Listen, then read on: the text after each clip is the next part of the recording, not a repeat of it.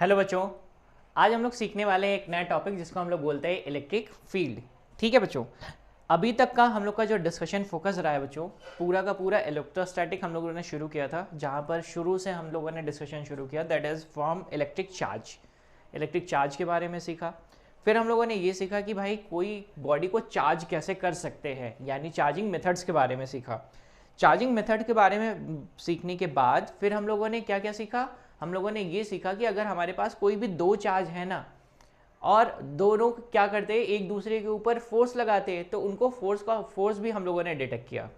किस लॉ से? Coulomb's law से। कूलम्स लॉ पढ़ने के बाद फिर हम लोगों ने वेक्टर एनालिसिस भी पढ़ा उसका, कि वेक्टरली कैसे किसी भी पॉइंट पर सिस्टम ऑफ चार्जेस की वजह से फोर्स हम लोग कैलकुलेट करते हैं। ठीक है, जो लास्ट डिस्कशन बच्चों हम लोगों ने किया वो हम लोगों ने किया दैट इज इलेक्ट्रिकल परमिटिविटी, या फिर जिसको हम लोग बोलते थे जहाँ पर हम लोग निकालते थे दैट इज डाइलेक्ट्रिक कांस्टेंट या फिर रिलेटिव इलेक्ट्रिकल परमिटिविटी। आज का जो मेन डिस्कशन है वो रिलेटेड टू इलेक्ट्रिक फील्ड है, मतलब आपको इलेक्ट्रिक फील्ड के बारे में मैं सिखाने वाला हूँ कायदे से। ठीक है, इलेक्ट्रिक फील्ड को और भी आप अलग अलग टर्म में जैसे बोलते हैं, तो हम लोग बोलते हैं इलेक्ट्रिक फील्ड इंटेंसिटी। ठीक है ना, मतलब कि अगर कोई भी चार्ज कहीं पर प्लेस है, जैसे सपोज करो मैंने एक चार्ज कहीं पर प्लेस कर दिया, और कहां पर प्लेस किया है? वैक्यूम में। और इस चार्ज का मैग्नीट्यूड मैंने कितना रखा है? Q। ठीक है, तो अगर मैं किसी भी एक चार्ज को इसके पास लेकर आऊं, सपोज करो मैं एक चार्ज जिसका मैग्नीट्यूड कितना है? Q, स्मॉल q, और इसको ना मैं क्या कर रहा हूं ना, इस वाले चार्ज के पास लेकर आ रहा हूं, तो होगा क्या सर? ये वाला, अगर ये चार्ज कैसा नेचर का है सर, अगर ये नेचर पॉजिटिव का है, तो ये क्या करेगा, और इफ दिस वन आल्सो भी पॉजिटिव, तो ये क्या करेगा, इसके ऊपर कैसा फोर्स लगाने वाला है सर? रिपल्शन वाला।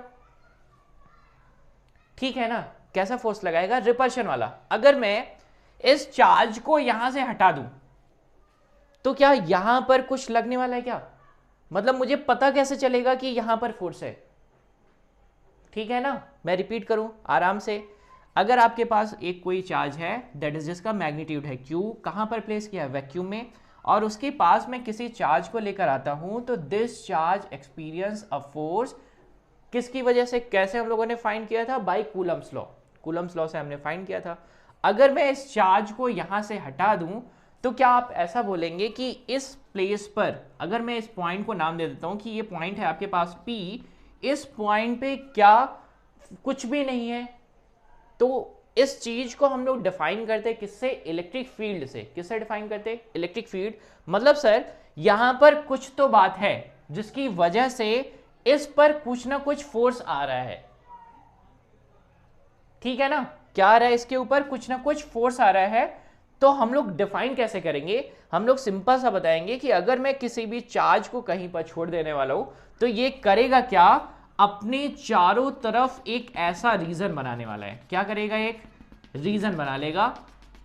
उस रीजन के अंदर अगर कोई भी चार्ज आता है, तो क्या करेगा? उसके ऊपर वो फोर्स लगाने वाला है।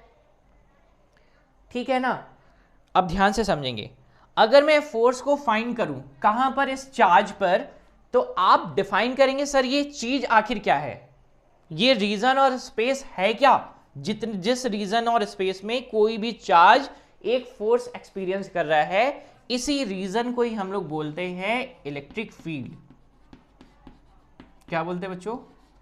Electric field. एक ऐसा रीजन और स्पेस जहां पर कोई भी इलेक्ट्रिक चार्ज किसी भी सोर्स चार्ज मतलब जो भी इलेक्ट्रिक फील्ड प्रोड्यूस कर रहा है उसकी वजह से एक फोर्स एक्सपीरियंस करता है, दैट स्पेस और region is known as electric field. Got it ना? पक्का बात समझ में आता है इतना? अब सर बताइए जरा, और अगर इसको न्यूमेरिकली अगर मैं डिफाइन करूं तो कैसे करूंगा? तो आपको सिंपली क्या करना है कि आपको ना निकालना है इन दोनों के बिटवीन फोर्स। क्या निकालना है? फोर्स निकालना है। और यहां पर मैं आपको बहुत ध्यान से समझा दूं, जो भी चार्ज ये रीजन और स्पेस क्रिएट कर रहा है, इसको हम लोग बच्चों बोलते हैं सोर्स चार्ज। कौन सा चार्ज बोलते हैं? Source charge. ठीक है, और जो ये फोर्स इसकी वजह से फोर्स एक्सपीरियंस करेगा उसको हम लोग क्या बोलेंगे, उसको बोलेंगे टेस्ट चार्ज। ठीक है, अब बात यह आती है कि सर ये जो फील्ड बना रहा है उसका नेचर कैसा होगा। नेचर जानने के लिए आपको सिंपल सा याद रखना है कि अगर वो पॉजिटिव चार्ज है तो उससे जो भी फील्ड होगा वो कैसा होगा, रेडियली आउटवर्ड। किधर की तरफ, बाहर की तरफ। कहां तक सर, इंफिनिटी तक। कहां तक होने वाला है, इनफाइनाइट तक। लेकिन जैसे जैसे इसका डिस्टेंस बढ़ता जाएगा वैसे वैसे क्या होता जाएगा, इसका मैग्नीट्यूड घटता जाएगा। यानी फील्ड वैसे वैसे क्या हो जाएगा, घटता जाएगा। जैसे जैसे डिस्टेंस बढ़ेगा फील्ड कैसा होगा, घटता चला जाएगा। ठीक बात है ना। और अगर वो निगेटिवली चार्ज है तो वो कैसा होगा सर, वो होगा रेडियली इनवर्ड। रेडियली इनवर्ड, अंदर की तरफ। यानी जैसे जैसे हम पास की तरफ आते रहेंगे तो क्या हो जाएगा, फील्ड का इंटेंसिटी बढ़ता रहेगा। तो इंटेंसिटी का मतलब सिर्फ इतना सा है, दैट इज हाउ फास्ट और how slow the fields are acting. कितना तेज और कितना धीमा फील्ड है वहां पर। ठीक है ना। तो डिफाइन कैसे करेंगे इलेक्ट्रिक फील्ड को, तो मैं आराम से पहले फॉर्मुलेट करता हूं और समझाते चलता हूं ध्यान से। दैट इज इलेक्ट्रिक फील्ड को हम लोग रिप्रेजेंट करते हैं किससे, ई से, which is equal to what, that is force per unit charge. Here charge is what, charge is test charge, that charge experience a force. जो भी चार्ज फोर्स एक्सपीरियंस करेगा उसको क्या बोलेंगे, टेस्ट चार्ज। तो हमको किस किस पर निकालना है फोर्स, हमको फोर्स निकालना है टेस्ट चार्ज पर। अब आपको अच्छे से पता है कि सर फोर्स हम लोग निकालते कैसे हैं दो चार्जेस के बीच में। तो सर दो चार्जेस के बीच का जो हम लोग कूलम फोर्स निकालते हैं वो निकालते हैं F इक्वल टू के क्यू, यानी Q1 Q2। Q1 कितना है, कैपिटल Q, Q2 कितना है, स्मॉल q, अपॉन कितना, दोनों के बीच का डिस्टेंस का स्क्वायर। सपोज करो यहां से लेकर यहां तक की डिस्टेंस कितनी है, वो है स्मॉल r। और अगर मैं इनका पोजीशन वेक्टर डिफाइन करूं तो वो भी वो किस तरफ है, उसको डिफाइन कर रहे हैं r वेक्टर। बात समझ में आती है कायदे से, कोई गड़बड़ तो नहीं करेंगे ना। चलो ये क्या है उसका वेक्टर, ये क्या है उसका मैग्नीट्यूड। सर डायरेक्शन ये रही। सर डायरेक्शन आप कैसे डिसाइड कर रहे हो ये मुझे बताओ। डायरेक्शन सिंपली डिसाइड करेंगे, that is nature of electrostatic force. ठीक है ना, जिस भी डायरेक्शन में आपका इलेक्ट्रोस्टैटिक फोर्स होगा, ये रहा फोर्स, उसी डायरेक्शन में आपको मिलता है इलेक्ट्रिक फील्ड। अब क्या करेंगे, सिंपली दोनों के बीच का डिस्टेंस दैट इज r का स्क्वायर। ये बात समझ में आती है सभी को, गड़बड़ तो नहीं करेंगे ना। ये आपके पास क्या आया, फोर्स आ गया सर। और उसकी डायरेक्शन किधर है, डायरेक्शन है सर r की डायरेक्शन में। ये रहा आपके पास क्या है, ये आपके पास है फोर्स। सर फील्ड बताना है तो क्या करें, सिर्फ इसको क्या किससे डिवाइड कर देंगे, Q से डिवाइड कर देंगे। तो आपके पास इलेक्ट्रिक फील्ड आ जाएगा, that is E equal to what, k capital Q small q upon कितना, r स्क्वायर। और अपॉन में और क्या है, अपॉन में Q है, और क्या है आपके पास, इसका डायरेक्शन। तो Q और Q क्या हो जाएगा, कट जाएगा। अभी आपके पास बचेगा क्या, आपके पास बचने वाला है, कितना बचेगा देखो, मैं एक काम करता हूं अब यहीं पर लिखता हूं, दैट इज के कैपिटल Q अपॉन कितना, r का square with direction. And that direction is the direction of force. जिस भी डायरेक्शन में फोर्स रहेगा उसी डायरेक्शन में क्या रहेगा, फील्ड। तो अभी आपको समझ में आ रहा होगा कि सर इलेक्ट्रिक फील्ड है क्या, सिर्फ और सिर्फ that is force on unit charge. अगर किसी भी यूनिट चार्ज पर, ये चार्ज कैसा है, टेस्ट चार्ज, और टेस्ट चार्ज को बच्चों हम लोग लेते हैं that is positive unit charge. ये चार्ज का नेचर कैसा है, पॉजिटिव। तो आप मुझे बताओ जरा, अगर ये पॉजिटिव तो दोनों क्या करेंगे, एक दूसरे को रिपेल करने वाले। तो आप इस बात को बहुत ध्यान दीजिएगा, that is this test charge will be positive and कैसा रहेगा, यूनिट रहेगा। तो आप अगर इलेक्ट्रिक फील्ड का डेफिनेशन देना चाहते हैं तो इलेक्ट्रिक फील्ड का डेफिनेशन कैसे लिखेंगे, इट इज डिफाइंड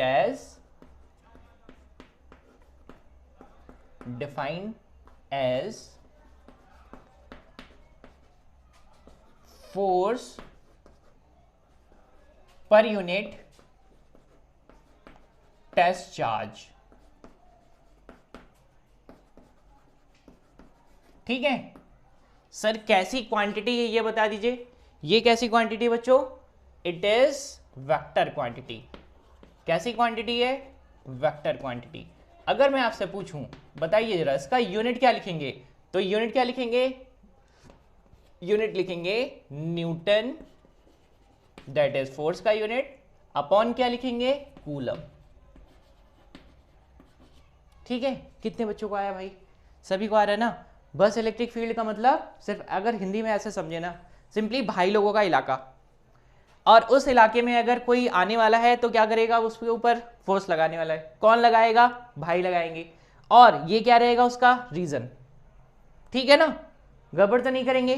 पक्का समझ में आ रहा है? चलिए अब इनको हम लोग ना, ये तो हमारे पास चार्ज कितना था? एक चार्ज था बच्चों। अगर मेरे पास हो जाए बहुत सारे चार्जेस आ जाए और मुझे ना किसी पॉइंट पर निकालना है, दैट इज क्या? Electric field. तो कैसे फाइंड करें? तो मैं आपको समझाने वाला हूं। दैट इज जिस तरीके से हम लोगों ने निकाला था, क्या किसी भी पॉइंट पर फोर्स या किसी भी चार्ज पर फोर्स ना, ढेर सारे चार्जेस की वजह से, तो हम लोगों ने क्या यूज किया था? Superposition principle. तो सेम हम लोग यहां पर भी करेंगे। मैं ड्रॉ करके समझाता हूं आपको, देखो जरा।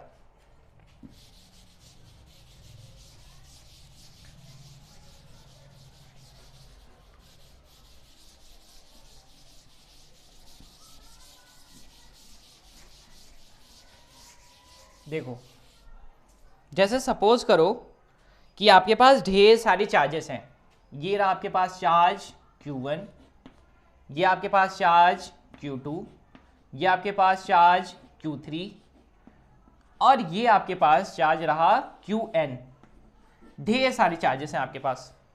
ठीक है ना? तो हमने ऐसे कंसीडर कर लेना है, let us consider we have system of charges that are Q1, Q2, Q3 and Qn ना।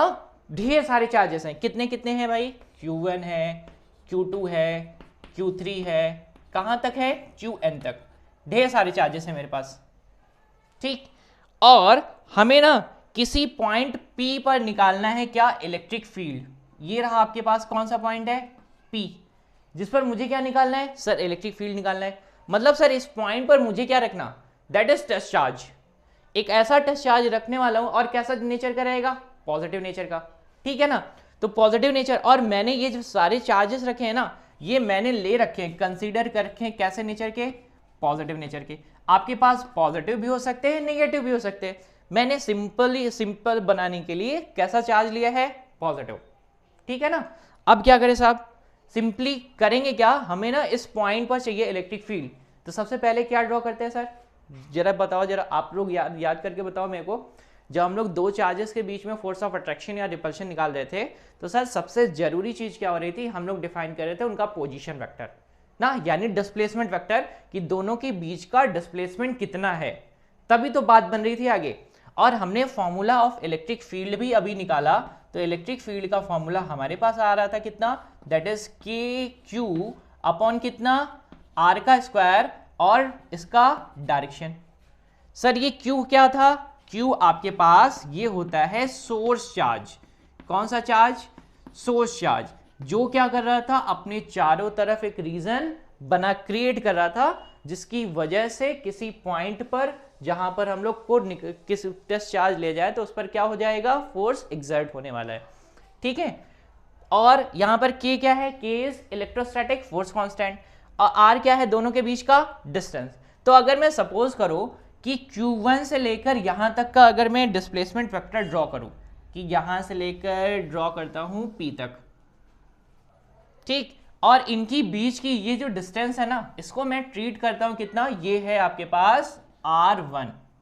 कितना है बच्चों? ये रहा R1। इनका अगर मैं डायरेक्शन ड्रॉ करूं, तो मैंने डायरेक्शन ड्रॉ कर दिया है कुछ ऐसा। ठीक, कहां से चले थे सर? 1 से कहां पर आ रहे हैं? P पर। तो मैंने रिप्रेजेंटेशन आपको समझाया भी था ना, मेरा रिप्रेजेंटेशन जो मैं रिप्रेजेंट करता हूं किसी भी वेक्टर को, वो किस तरीके से रिप्रेजेंट करता हूं। तो मैं इस तरीके से रिप्रेजेंट करता हूं कि भाई जाना कहां है मुझे। तो जाना कहां है सर? P पर। चले कहां से थे? 1 से। तो मैं रिप्रेजेंट कैसे कर रहा था? मैं रिप्रेजेंट कर रहा था सर जाना कहां पर है, पी पर, चले कहां से, 1 से। ठीक है ना, जो रिप्रेजेंटेशन मैं यूज करता हूं मैंने वही यूज किया है यहां पर। ठीक है, तो ये आपके पास क्या है, ये आपके पास ये उसका पोजीशन वेक्टर या डिस्प्लेसमेंट वेक्टर का क्या है, मैग्नीट्यूड। ठीक है ना, और इसकी डायरेक्शन की रही। इसी तरीके से सेम अगर मैं इसके लिए इस पॉइंट और ये जो पॉइंट पर मुझे फील्ड निकालना है और इस चार्ज से अगर मैं इनका बीच का डिस्प्लेसमेंट वेक्टर ड्रॉ करूं तो ये रहा, जिसको मैं बोल रहा हूं कितना, ये है आपके पास, कितना बोल दूं इसको, बताओ बच्चों, ये Q2 के लिए लिख देता हूं R, कहां तक जाना है भाई, P तक, कहां से, 2 से।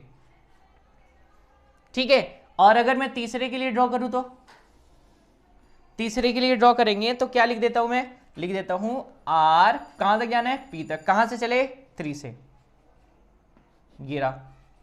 और अगर मैं N QN के लिए ड्रॉ करूं तो QN के लिए मैं लिख देता हूं कुछ ऐसा, तो मैं क्या लिखूंगा, सर कहां से चले हैं, कहां तक जाना है आपको, आपको जाना है P तक, कहां से चले हैं, N से चले हैं। ठीक, मैंने जो भी साइन कन्वेंशन यूज किया है जैसे मैं पहले करता आ रहा था मैंने सेम वही यूज किया है, कोई भी चेंज नहीं किया है। ठीक है ना, ये सारे के सारे क्या है, ये सारे के सारे वेक्टर्स ही है। कौन से वेक्टर्स, डिस्प्लेसमेंट वेक्टर्स। ठीक, अभी सर दोनों सभी का डिस्प्लेसमेंट वेक्टर तो मुझे मिल चुका है, चार्ज भी पता चल चुका है, Q1 है, Q2 है, Q3 है, और इसी तरीके से कहां तक है, Qn तक है। तो मैं अगर इसकी वजह से निकालूं, क्या निकालना है मुझे, निकालना है फील्ड। तो सिंपल सा देखो जरा, यहां पर कैसा चार्ज है, पॉजिटिव चार्ज, पक्की बात ना, the test charge will be positive charge. आपको नोट पॉइंट पे इस बात को लिख लेना है कहीं पर कि भाई ये जो टेस्ट चार्ज है, यहां पर मैं लिख रहा हूं भाई, टेस्ट चार्ज जो होता है वो कैसा होता है, वो होता है पॉजिटिव चार्ज। ठीक है, नोट पॉइंट में कहीं पर आप लोग लिख के रखेंगे इसको। तो यहां पर ये कैसा चार्ज है, पॉजिटिव, तो इसकी वजह से जो फील्ड आएगा वो किस डायरेक्शन में आएगा, सर ये इसका नेचर भी कैसा, पॉजिटिव। तो सर फोर्स की अगर बात करें तो फोर्स किस डायरेक्शन में, सर रिपल्शन वाली, तो सर फील्ड भी तो उसी डायरेक्शन में रहेगी। तो इसकी वजह से जो इसके ऊपर फील्ड आने वाला है उसका डायरेक्शन किधर रहेगा, ये रहा उसका डायरेक्शन, और इसको मैं रिप्रेजेंट कर देता हूं किससे, E1 से। बात आती है एकदम क्लैरिटी के साथ। चलिए अगर मैं R2 की वजह से ड्रॉ करता हूं तो Q2 की वजह से, तो Q2 की वजह से किधर की तरफ आएगा, वो आने वाला है कुछ इस तरफ, और इसको मैं रिप्रेजेंट कर देता हूं कितना, E2। ठीक है, पक्का ना, गड़बड़ नहीं करेंगे ना। और अगर मैं Q3 की वजह से ड्रॉ करूं तो Q3 की वजह से क्या आ जाएगा, सर इसी लाइन के अलोंग आ जाएगा, और वो आ जाएगा कितना, E3। और अगर मैं Qn की वजह से बात करूं तो Qn की वजह से क्या आ जाएगा, सर इसी लाइन पर आएगा, और वो आ जाएगा आपके पास En।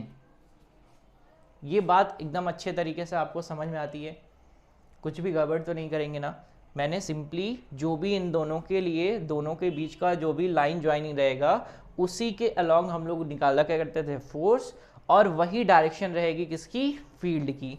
ये भी फोर्स की जो भी डायरेक्शन है वही डायरेक्शन है फील्ड की, इसके लिए भी जो भी इन दोनों के बीच का फोर्स का डायरेक्शन है उसी वही डायरेक्शन है फील्ड की, और इसके लिए भी सेम। ठीक, अब करना क्या रहेगा सर, कैसे फाइंड करें इनका रिजल्टेंट। तो हम लोग सिंपली निकाला करते थे ना, क्या निकाला करते थे सर, E1 कैलकुलेट कर लेते थे, E2 कैलकुलेट कर लेते थे, E3 और En जितने रहते थे सभी को कैलकुलेट कर लेते थे, और इनका क्या करते थे, इनका करते थे वेक्टर सम। ठीक है ना, that is we are going to use superposition principle. हमको क्या यूज करना रहेगा, सुपरपोजिशन प्रिंसिपल। तो क्या करना रहेगा सर अगर सपोज करो कि ये इतने वेक्टर्स है आपके पास, तो आपको पता है कि कैसे इनको हम लोग इनका रिजल्टेंट निकाल सकते हैं। हाँ सर पता है, क्या करें, पॉलीगन वेक्टर लॉ लगा दो, polygon vector law of addition. यानी सिंपल सा क्या करें, इन दोनों के बीच में, यानी इस वाले वेक्टर को क्या करें, इस वाले वेक्टर के कहां पर अरेंज कर दें, टिप पर अरेंज कर दें। तो मैं इस वाले वेक्टर को बिना एंगल चेंज किए हुए ट्रांसलेट करके ले आ रहा हूं कहां पर, ये आ गया यहां पर। मैंने क्या किया, polygon law of vector addition लगाना है, मैंने इस वाले वेक्टर को E2 को क्या किया, ट्रांसलेट करके लेकर चले आए यहां पर। तो ये क्या आ गया आपके पास, E2। ठीक है ना, और यहां तक पहुंचे, फिर से टेल टिप मेथड लगाएंगे। तो क्या कर रहा हूं मैं, इस वाले को ना, इस वाले को सबसे पहले मैं ट्रांसलेट कर रहा हूं यहां तक और फिर इसको ऊपर लेकर जा रहा हूं। तो मैंने इसको कर दिया, इसको खींच कर लेकर आए कहां तक, इसको थोड़ा या तो फिर थोड़ा सा ऊपर करो और बिना एंगल चेंज किए यहां पर शिफ्ट कर देते हैं। ये रहा कुछ ये, ठीक है। और ये कौन सा है, ये रहा आपके पास, ये रहा आपके पास E3। सर E1 और E2 का रिजल्टेंट कैसे निकालते, सर वो लगाते हैं ट्रायंगल ऑफ वेक्टर एडिशन। तो इन दोनों का रिजल्टेंट क्या रहेगा, सर ये रहेगा। ठीक, सिंपल सा आ रहा है ना एकदम कायदे से। हम लोग क्या यूज करते हैं, पॉलीगन ऑफ वेक्टर एडिशन। यानी E1 है, इस E1 के ऊपर हम लोगों ने क्या किया, E2 को ना ट्रांसलेट करके खींच के लेकर चले गए। अभी क्या करेंगे, सर E3 था, E3 को भी हमने यहां पर ज्वाइन कर दिया है। ठीक, अब क्या करें सर, अगर आपके पास E4 है तो E4 को क्या करें, E4 को भी क्या करें, यहां पर खींचकर लेकर चले आए यहां पर। तो आपके पास क्या आ जाएगा, ये आ जाएगा। इस वाले को भी ना ट्रांसलेट करें, ट्रांसलेट करके ऊपर लेकर आते हैं। तो ये रहा कुछ ऐसे,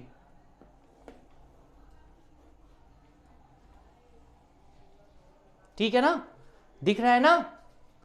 यहां पर क्या करें, मैं ट्रांसलेट करके थोड़ा सा छोटा कर देता हूं इसको ताकि आपको दिखे क्लियर एकदम। ठीक, चलो देखो ये रहा। अगर मैं अब इनका सभी का रिजल्टेंट निकालना तो क्या करें, सर इनको ना ज्वाइन कर दीजिए आप और इनका डायरेक्शन कैसा करिए, उल्टा कर दीजिए।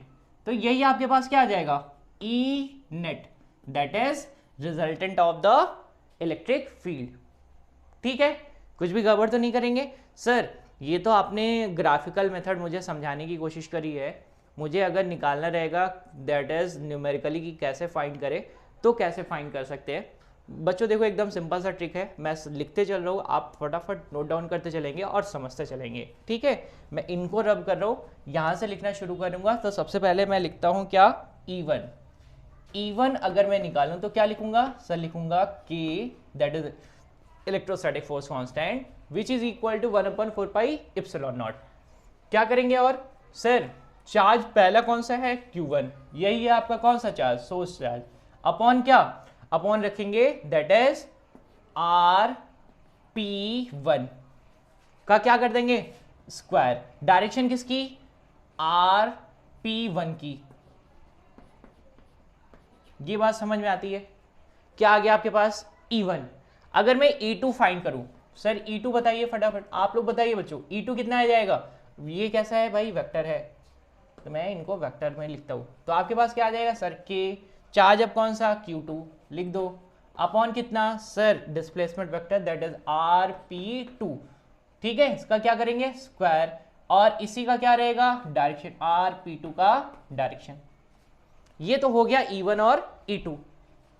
इसी तरीके से मैं सेम लिख रहा हूं किसके लिए, E3 के लिए। तो देखो E3 कितना आएगा, E3 कितना आएगा, बोलो बोलो। E3 आ जाएगा सर K Q3 अपॉन कितना, RP3 का क्या कर देंगे, स्क्वायर, ये RP3 का क्या रहेगा, डायरेक्शन। इसी तरीके से अगर मैं EN निकालूं तो EN कितना हो जाएगा, वो हो जाएगा आपके पास K, ये हो जाएगा QN अपॉन कितना, RPN का क्या रहेगा, स्क्वायर, RPN का डायरेक्शन। ठीक है, मैंने क्या निकाल लिया, E1, E2, E3 कहां और कहां तक, EN तक। तो अगर मैं मुझे क्या चाहिए, रिजल्टेंट चाहिए, तो सर रिजल्टेंट सुपरपोजिशन प्रिंसिपल क्या बोलता, sir net electric field will be the sum of all individual electric field created by what, created by whom, created by all system of individual charges. जितने भी individual charges हैं उनका क्या, उनकी वजह से जो भी फील्ड आएगा उनका क्या कर देंगे, वेक्टर सम। तो इस वाले चार्ज की वजह से E1, दूसरे वाले चार्ज की वजह से E2, तीसरे वाले चार्ज की वजह से E3। कहां तक है भाई, प्लस करके कहां तक है, दैट इज EN तक।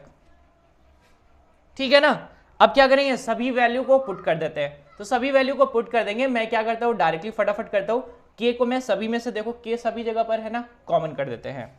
तो आपके पास आ जाएगा E will be, K common है, बचेगा क्या आपके पास, बचेगा आपके पास यहां पर Q1 upon r p one का स्क्वायर आर पी वन का direction plus Q2 r p two का स्क्वायर और क्या रहेगा आपके पास आर पी टू का डायरेक्शन।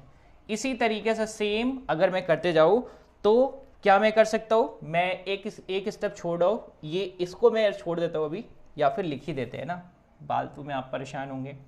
तो के तो मेरे पास एलिमिनेट कर चुके, Q3 अपॉन कितना रखेंगे, that is R P three का स्क्वायर आर पी थ्री की डायरेक्शन प्लस कहाँ तक जाने वाले हैं, प्लस हम लोग जाने वाले हैं दैट इज कहाँ तक, दैट इज Qn, प्लस जाने वाले हैं Qn अपॉन कितना आर पी एन का स्क्वायर आर पी एन की डायरेक्शन।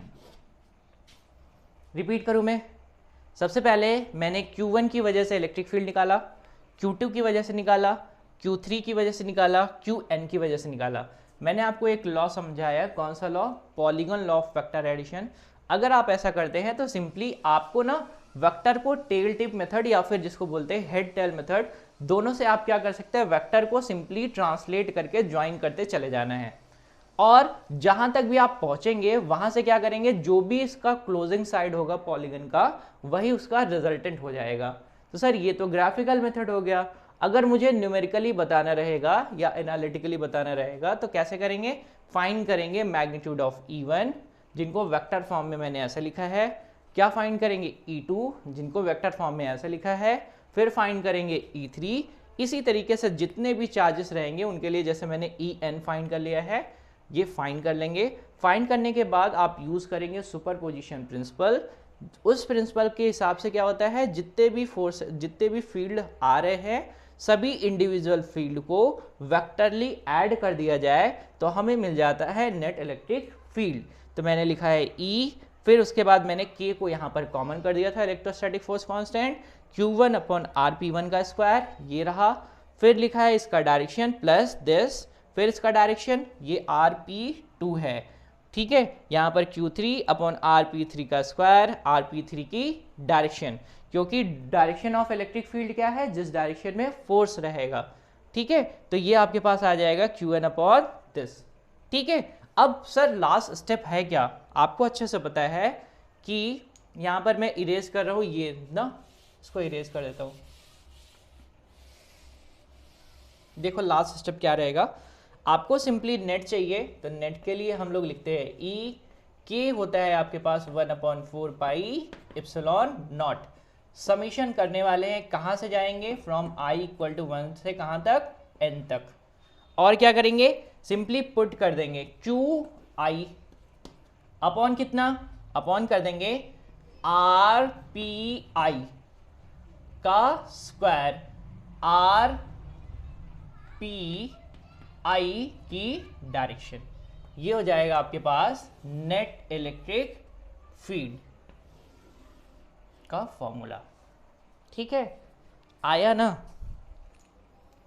पक्का आपको इतनी बातें समझ में आई जितना हम लोगों ने डिस्कशन किया इलेक्ट्रिक फील्ड के बारे में। Overall summary is what, sir class पूरी सेशन से हमने क्या सीखा, ठीक, हमने क्या क्या सीखा आप बताओगे क्या। सर हमने यही तो सीखा ना कि भाई किसी भी टच चार्ज पर कितना इलेक्ट्रिक फोर्स आ रहा है, किसकी वजह से, सोर्स चार्ज की वजह से, ठीक।